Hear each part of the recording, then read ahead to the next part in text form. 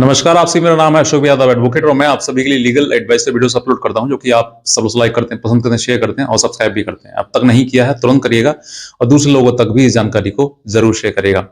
देखिए, बहुत सारे ऐसे पति हैं, हस्बैंड हैं जो कि अपनी पत्नी से इतने ज्यादा परेशान हैं कि वो अपना जीवन यापन भी नहीं कर पा रहे हैं। वो हर पल ये सोचते हैं कि सर इस मानसिक पीड़ा से तो बेहतर है कि हमें अपना जीवन त्याग देना चाहिए।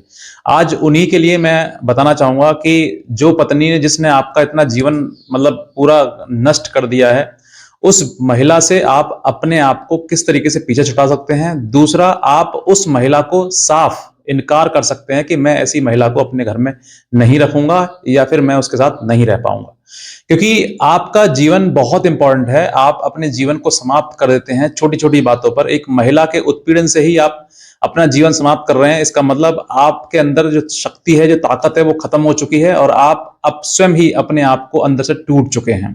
जो पुरुष अपने आप अंदर से टूट चुके हैं, वही ऐसा उनके मन में विचार आता है कि सर मुझे अपना जीवन समाप्त कर देना चाहिए। लेकिन आप थोड़ा सा इस पर विचार करिए कि आपके जीवन समाप्त करने से होगा क्या, क्या बदलाव आएगा। कुछ बदलाव नहीं आएगा। अगर आप लड़ते हैं, बुराई के खिलाफ लड़ते हैं, तो बदलाव आएगा। और बदलाव के साथ साथ आपके साथ साथ और भी पुरुष ऐसे हैं जो कि पीड़ित हैं, उनका भी जीवन बदलेगा, उनके भी जीवन में परिवर्तन आएंगे। जैसे अतुल सुभाष के केस से ही अगर हम एक सीख लें, तो उन्होंने अपना जो जीवन था, अपनी जो परेशानी थी, उन्होंने एक वीडियो रिकॉर्ड किया और आत्महत्या कर ली उन्होंने। लेकिन हालांकि मैं इस बात से प्रेरित नहीं कर रहा हूं आपके लिए कि आपको ऐसा कदम उठाना चाहिए, लेकिन फिर भी अपने जीवन से कभी हार नहीं माननी चाहिए। आपको जीवन की जो भी परेशानियां हैं उनको हंसते हंसते अपने ऊपर सहन करनी चाहिए और अपना जीवन यापन करना चाहिए। हम इस दुनिया में आए हैं तो जिंदगी को जीने के लिए आए हैं, ना कि अपने ऐसे गलत काम के द्वारा, किसी महिला के द्वारा करे हुए अपने ऊपर उत्पीड़न के द्वारा हम अपने जीवन को समाप्त कर लें। अपने जीवन को एक मोटिवेट करिए, अपने जीवन में एक नई राह को चुनिए, अच्छे काम करिए। जीवन में जो गलती आपसे शादी करके हो गई है, उस गलती को सुधारने की कोशिश करिए और उस महिला को दंडित करवाइए जिस महिला ने आपके साथ जीवन खराब कर रखा है आपका। बहरहाल बात करते हैं कि जो महिला आपके जीवन में इस तरीके से आपके परिवार को छिन्न भिन्न कर दिया है कि आप खुद सोच नहीं पा रहे हैं कि मैं करूं तो करूं क्या, क्योंकि आपके दिमाग में जो है बस यही चीजें आती हैं कि मैं जो है अपनी पत्नी को रख तो नहीं सकता हूं, लेकिन कहीं ना कहीं कानून मुझे बहुत ज्यादा दंडित करेगा, मुझे मेरे ऊपर मुकदमे लगा दिए जाएंगे, झूठे झूठे मुकदमे लगा देंगे जो कि मैंने नहीं किया है। लेकिन आज मैं आपको वो रास्ता भी बताऊंगा कि जिस तरीके से आप अपनी पत्नी को, जो बात, पत्नी तो बहुत पवित्र शब्द है, इसको नहीं बोलना चाहिए, लेकिन ऐसी पत्नी जो आपके जीवन को पूरा तहस नहस कर दिया है, उसके लिए आप कोर्ट में जाकर साफ इनकार कर सकते हैं और कोर्ट भी आपके फेवर में, आपके पक्ष में बात करेगा। क्या है वो कारण? सबसे पहले मैं आपको बताता हूं कि अगर आपकी पत्नी घर बैठ गई है लड़ाई झगड़ा करके और आपके ऊपर मुकदमा कर रही है और अब आप बहुत उसके आगे गड़रा रहे हैं, आप उसे फोन कर रहे हैं, आप सामाजिक रूप से भी उसको बुला रहे हैं, सब प्रकार से बुला रहे हैं, लेकिन वो क्या कहती है, धमकी दे रही है कि मैं ना आऊंगी तुम्हारे साथ में रहूंगी और ना तुमको छोड़ूंगी। ऐसी महिला जो साथ ना ही तो रहना चाहती है और ना छोड़ना चाहती है, ऐसी महिला को आप सीधे सीधे जाकर मना कर सकते हैं कोर्ट में भी कि मैं ऐसी जो महिला मेरे साथ रहना नहीं चाहती, मैं उसकी महिला के ऐसे करूंगा क्या।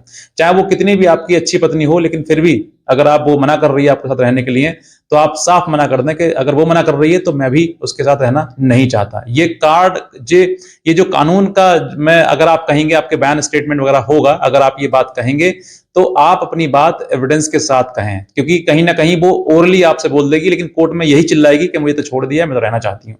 लेकिन आप इस तरीके की गलती ना करें। आप अगर मेडिसिन होता है तो वहां पर इस बात में वो कहती है कि मैं नहीं जाऊंगी, तो स्टेटमेंट को उसको रिकॉर्ड ऑन द मतलब पेपर वो रिकॉर्ड आ जाना चाहिए। फिर आप बोल सकते हैं कि मैं ऐसी पत्नी को नहीं रखना चाहता हूं जो मेरे साथ भी नहीं रहना चाहती है और मुझे छोड़ना भी नहीं चाहती है। तो आपकी बात कोर्ट भी सुनेगा और मानेगा और वाकई इसमें आपके फेवर में जो है जजमेंट भी आएगा। अब बात करते हैं दूसरे पॉइंट की। ऐसी महिला जो आपके रहते हुए किसी अन्य पुरुष के साथ संबंध है, उसके नाजायज संबंध हैं, या फिर आपके होते हुए वो किसी और पुरुष के साथ में बातचीत करती है, रहती है उसके साथ में, लेकिन आपको कहीं ना कहीं उस बात की भनक तक नहीं पड़ने दे रही है और आपको वो बातें अपने दोस्तों, मित्रों या फिर किसी सोशल मीडिया के द्वारा आपके पास फोटो, वीडियो, ऑडियोग्राफ जो भी है आपके पास में, वो सब कुछ आपके पास एविडेंस है, तो ऐसी महिला को आप साफ इनकार कर सकते हैं। कोर्ट भी आपके फेवर में ही रहेगा क्योंकि आपके पास वो एविडेंस है। अब उस एविडेंस में आपके पास बहुत से लोग होते हैं, सर व्हाट्सएप चैट है, देखिए व्हाट्सएप चैट ज्यादा मतलब इफेक्टिव एविडेंस नहीं है, क्योंकि वो बनाया जा सकता है, और जो चीज बनाई जा सकती है तो उसको आप ज्यादा नहीं कह सकते हैं। तो इसलिए आपके पास कुछ ऐसा एविडेंस होना चाहिए, कोई फोटो है उसके साथ में, कोई वीडियो है उसके साथ में, कोई आपके साथ आपको लग रहा है कि सर ये चीजें हैं सामने, तो वो आपको प्रदर्शित करनी पड़ेंगी, वो कोर्ट में पेश करनी पड़ेंगी with the section 63 of B Bharatiya Sakshya संहिता के तहत। तब जाके आप अपनी बात को प्रूव कर सकते हैं। तो ये बातें जो आपके सामने आ रही हैं, ये बातें आपको जरूरी हैं।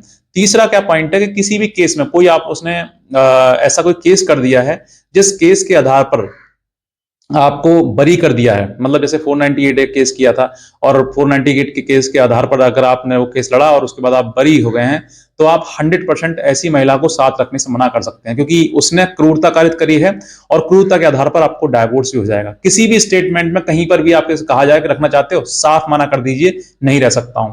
इन 3 कारणों में से अगर कोई भी एक कारण आपके केस में फिट होता है, तो आप बिल्कुल साफ स्पष्ट रूप से मना कर सकते हैं। आपके लिए कोर्ट भी यही बात कहेगा कि हाँ ये लड़का सही है और ये ऐसी महिला को रखना नहीं चाह रहा है, कानूनी रूप से भी इन सब चीजों को बाध्य है। तो आप इन सब चीजों का विशेष रूप से ध्यान रखते हुए कहें, और किसी प्रकार से आप अपने जीवन को कोई नुकसान या हानि पहुंचाने की कोशिश ना करें, क्योंकि कभी कभी ऐसा होता है कि हम किसी गलत ट्रेन में बैठ जाते हैं, तो कहीं ना कहीं हमें दिक्कतें तकलीफें आती हैं, और फिर हम उसको उस ट्रेन से उतर जाते हैं। तो आप सही बेहतर रहेगा कि आप जल्दी से जल्द उतर जाएं, वरना लंबे चले जाएंगे ना, जीवन आगे बढ़ जाएगा, तो फिर वापस आने में बहुत दिक्कतें आपको आएंगी।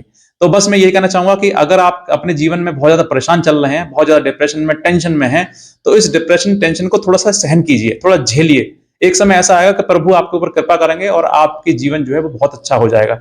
एक समय का इंतजार करिएगा, अपने जीवन से कभी हारिए मत। मैं बहुत दुखी हूं इन सब चीजों से कि पुरुष जो है वो बेचारे, उनके ऊपर जब वैसी भी कोई परेशानी विपत्ति आती है, वो सीधे सीधे आत्महत्या करने की ही सोचते हैं। लेकिन आपको नहीं करना है, आपको जीवन जीना है, और इस जीवन को जीकर दिखाना है कि देखो हम अपने जीवन में कितने सही थे और तुम कितने गलत। तो महिला को एक दिन एहसास हो जाए कि हाँ वो पुरुष अच्छा था लेकिन मैं ही गलती थी। कहीं ना कहीं आज भी ये देखा जा रहा है कि कोर्ट में, न्यायालय भी कहीं ना कहीं इन सब चीजों से मजबूर हैं कि महिलाएं जो है इतने मुकदमे दायर कर रही हैं, जो कि अपना घर परिवार स्वयं ही तोड़ रही हैं और अपने पैरों पर खुद कुल्हाड़ी मारकर जीवन खराब कर रही हैं। अपना तो कर ही रही हैं, साथ साथ में उस परिवार का भी कर रही हैं जिस परिवार से वो जुड़ी हुई हैं। तो बस मैं इतना ही कहना चाहूंगा, अगर आप नए हैं तुरंत सब्सक्राइब कर लें और दूसरे लोगों तक जरूर इस वीडियो को शेयर करें। आज का वीडियो देखना आपसे बहुत धन्यवाद।